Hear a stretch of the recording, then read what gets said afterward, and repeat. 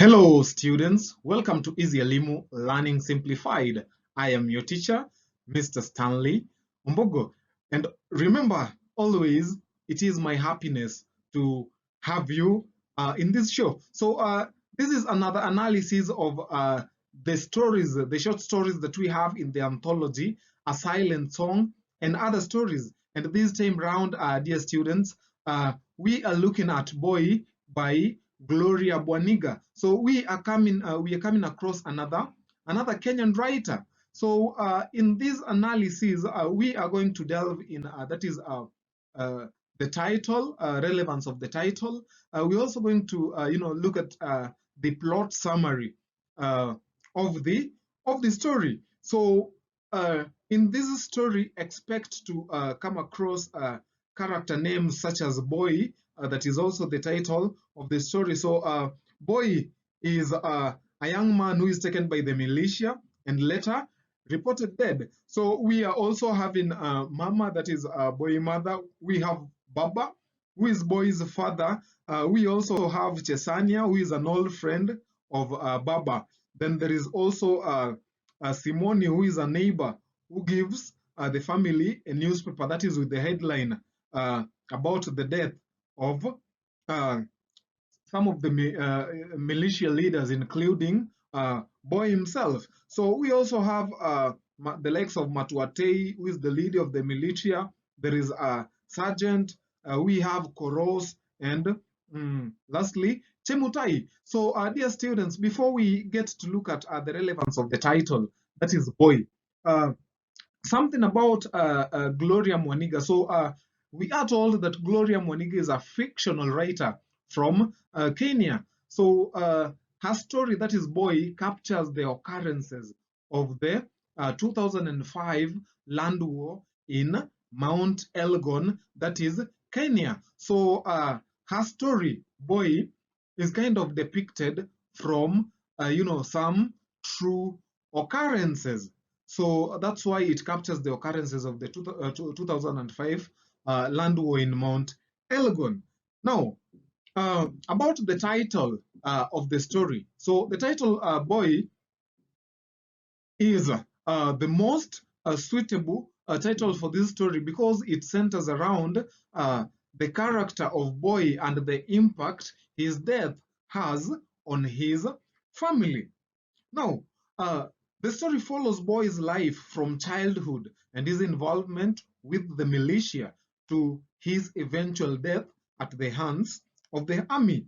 So, the story is told from the perspective of his sister, who is deeply affected by his death and is haunted by memories of him.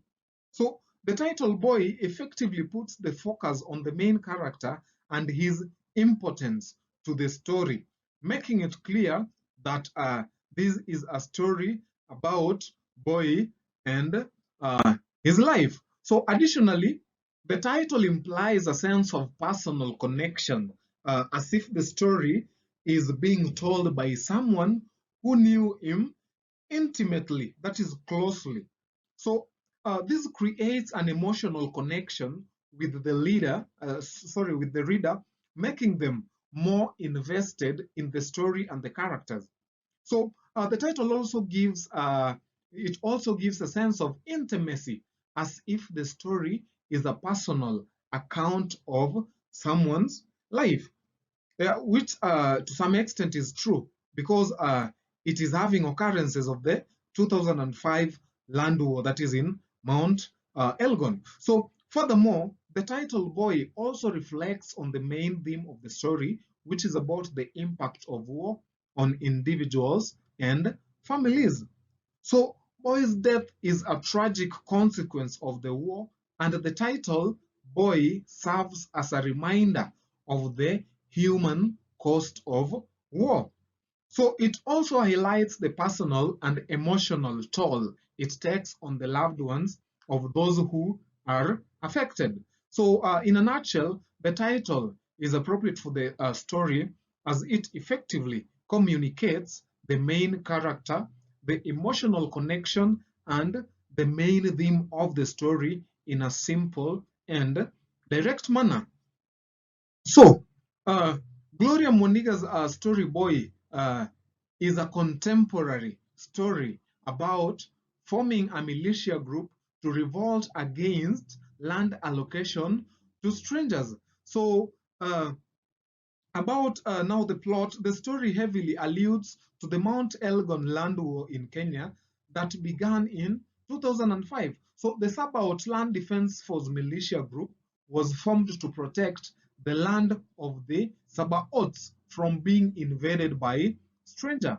Still, the militia ended up causing harm and suffering to its people. So the group was led by Wycliffe Matakwei, hence the name of the uh, leader in the story, Matwa K.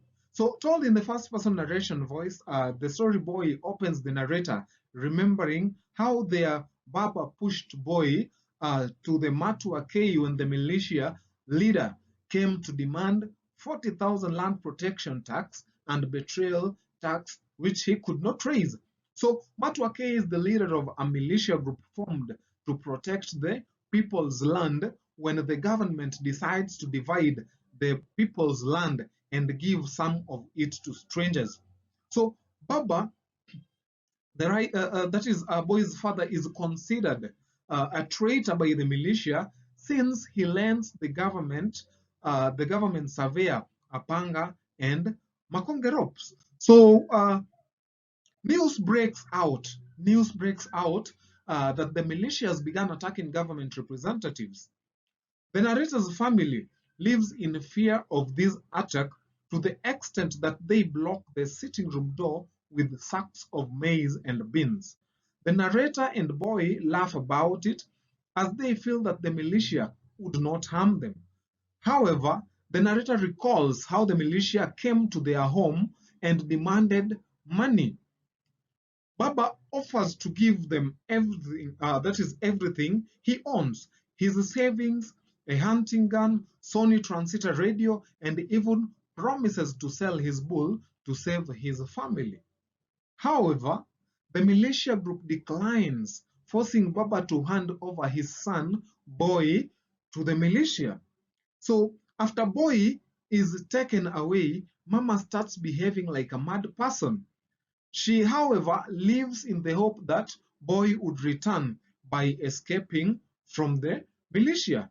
So the narrator recalls how at first neighbors would visit them often to console them, but later they stopped coming. So if you look at the cover, that is the cover of the story Boy, you can see Boy being dragged, Boy being taken forcefully by the militia, and he is dragged. So that is what we have on the cover page of the story. So later we are told that a character by the name Saulo visits the family to inform them the government had launched Operation Okoa Maisha and had dispatched a troop of 200 armed forces men to flush out the militia. So next day, Baba and his cousin Kimutai dig a shallow grave at the back of the house to bury a banana stem wrapped in a green cotton sheet, believing that his son is dead. So Mama refuses to participate in escorting Boy's spirit away because she doesn't want to believe that Boy is actually dead. So there is some foreshadow there because Baba and his cousin already think that Boy is dead and that will come to happen. So seasons passed as the brutality of the militia rose. They would cut up people and throw the bloodied bodies in the rivers, pit latrines, and public wells. They would forcibly recruit boys as young as 10 years and even started taking girls to go and cook for them. So cases of rape also increased.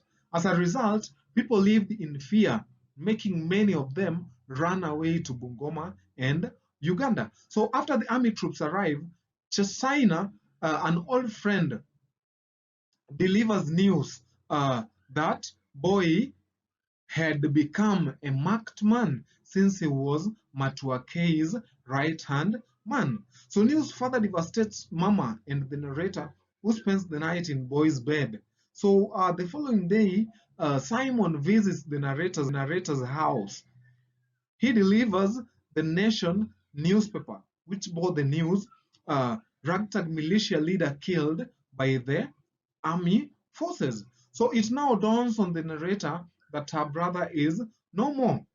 She rushes to the parents' bedroom and hands over the newspaper to Baba to read. So upon reading the news, Baba crumples to the floor while Mama's uh, cry is heard piercing the morning dawn.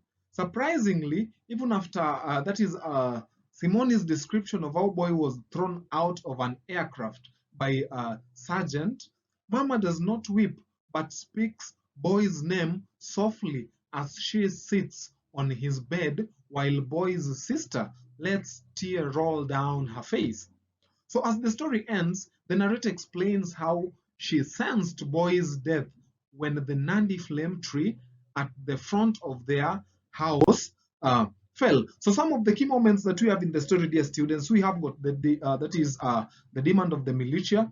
That is the militia coming to demand for uh, some things from Baba, then eventually taking Boy away. Then life after Boy had left, and again the operation, Okoa Maisha, and lastly Boy's death. So those are some of the elements, the key elements that we have in this story by Gloria Muniga. So, dear students, please stay tuned for the next episodes of the analysis of Boy, and thank you for watching. Until next time, bye.